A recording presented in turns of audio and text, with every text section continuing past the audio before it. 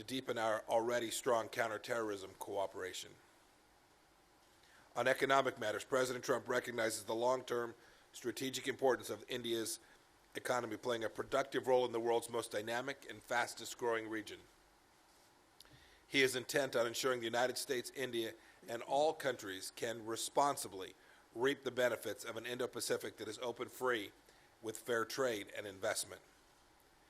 As just one example of President Trump's commitment, Secretary of Commerce recently announced Strategic Trade Authorization Tier 1 status for India just a few weeks ago.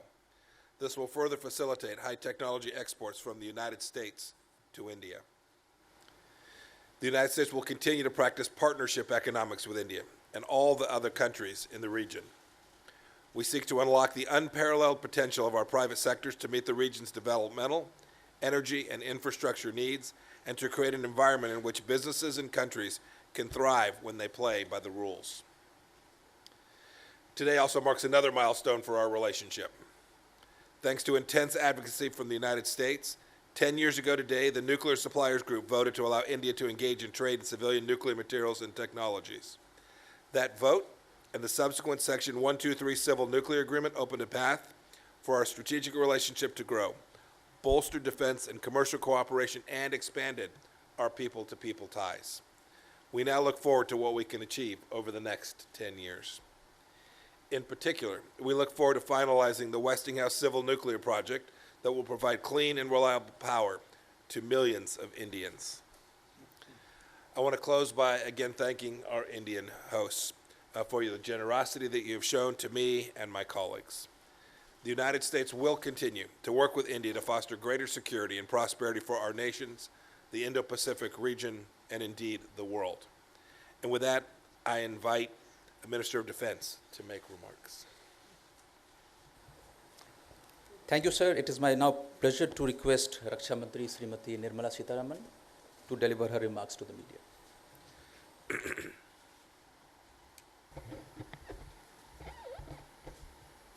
Secretary of State Defense of the United States,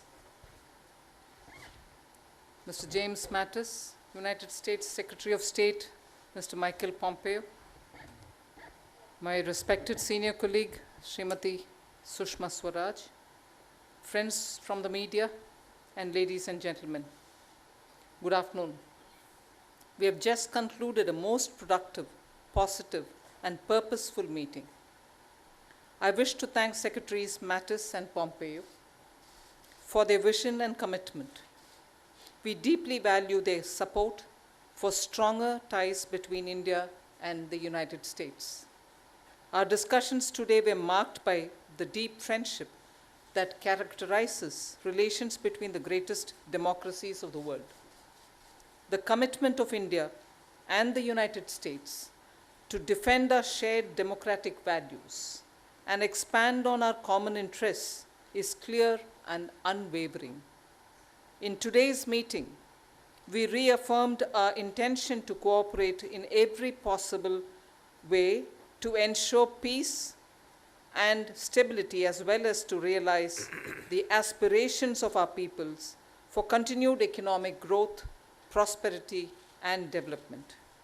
We will also work together to combat the persisting threat of terrorism and other shared security challenges. In our discussions, we explored the instrumentalities necessary to deliver on those shared objectives. Ladies and gentlemen, defense cooperation has emerged as the most significant dimension of our strategic partnership and as a key driver of our overall bilateral relationship. The momentum in our defense partnership has imbued a tremendous positive energy that has elevated India-US relations to unprecedented heights. As Prime Minister Narendra Modi had succinctly stated at his address to the US Congress a year ago, India's relations with the US has overcome the hesitations of history. Nowhere is this more true than in the field of defense. Today, India's defense forces carry out extensive training and joint exercises with the United States. our joint exercises have acquired greater complexity and newer dimensions, both bilaterally and in wider formats. To enhance our synergies in this area, we have decided to carry out for the first time a tri-services joint exercise with the United States off the eastern coast of India in 2019. We are also putting in place an enabling framework for closer cooperation between our defense forces. The signing of the Logistics Exchange Memorandum of Agreement, LEMOA, in 2016, and the helicopter operations from ships other than aircraft carriers, the horse stack, earlier this year were important steps in this direction. The signing of the Communications Compatibility and Security Agreement, COMCASA, today will enable India to access advanced technologies from the US and enhance India's defense preparedness. Maritime security has been a focus area of our participation and cooperation. To deepen our ties in this area, we will expand our interactions on maritime domain awareness. The United States has renamed its Pacific Command responsible for relations with India as Indo-Pacific Command. Reflecting a wider global participation and partnership, we will also enhance our interactions with the United States military's Central Command. Friends, one of the focus areas of the discussions was on expanding the scope and content of the US's designation of India as its major defense partner. We welcome the recent decision to elevate India to STA Tier 1 status for access to advanced technologies, especially in the defense field. I am confident that this and other measures to follow will enable our defense industry cooperation to make speedy progress for mutual benefit.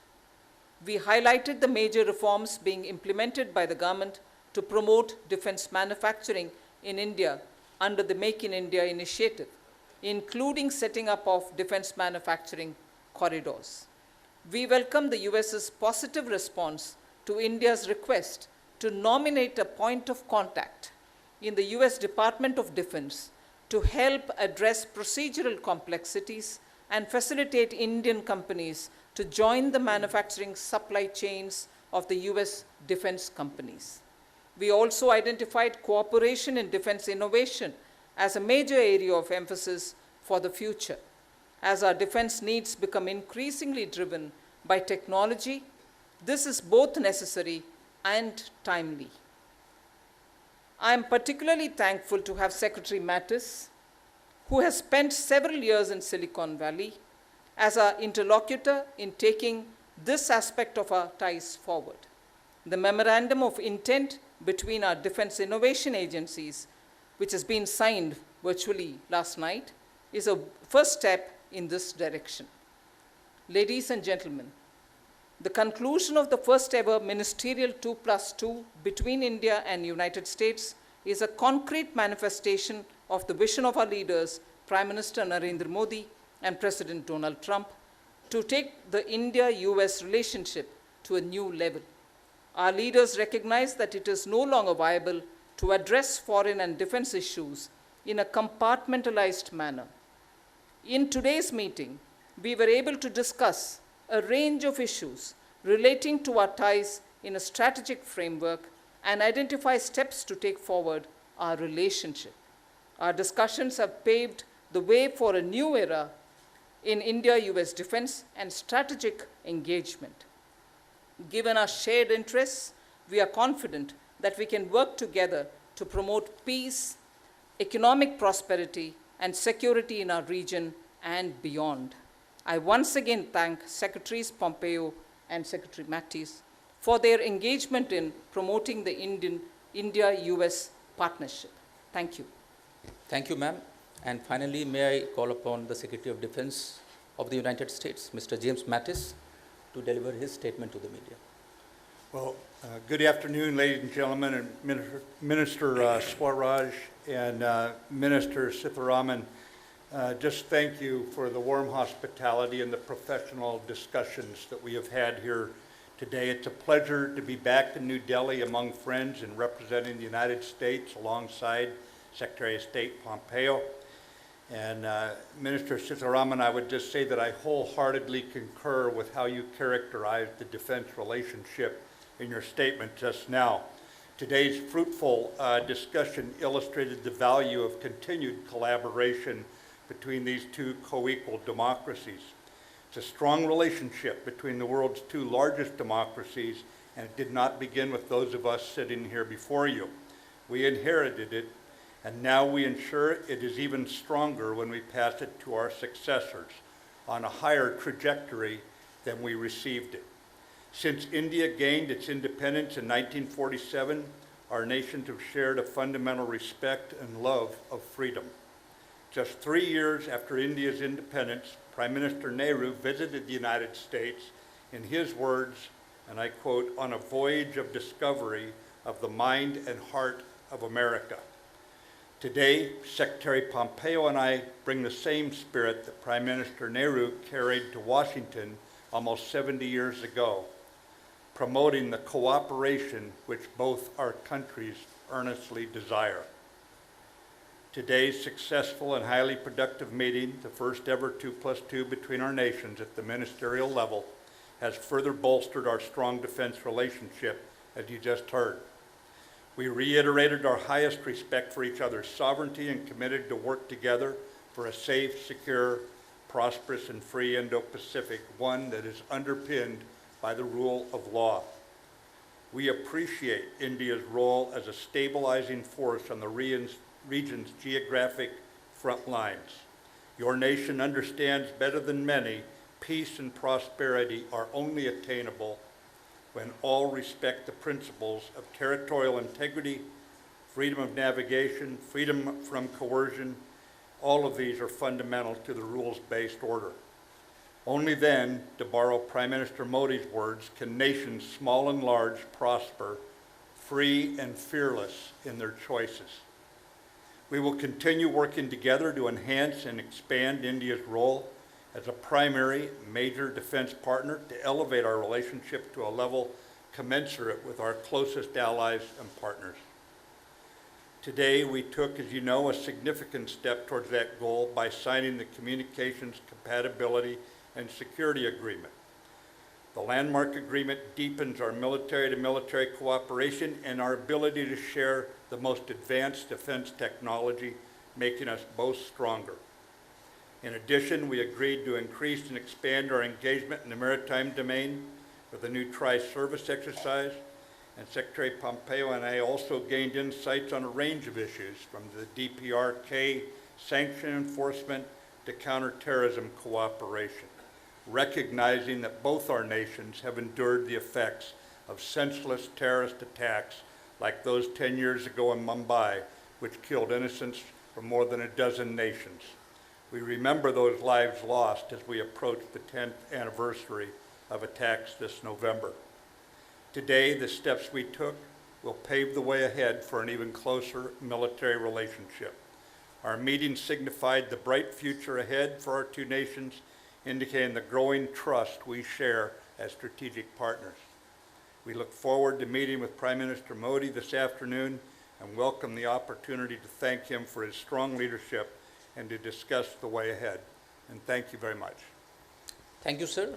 This concludes the press statement ceremony, and thank you all for joining.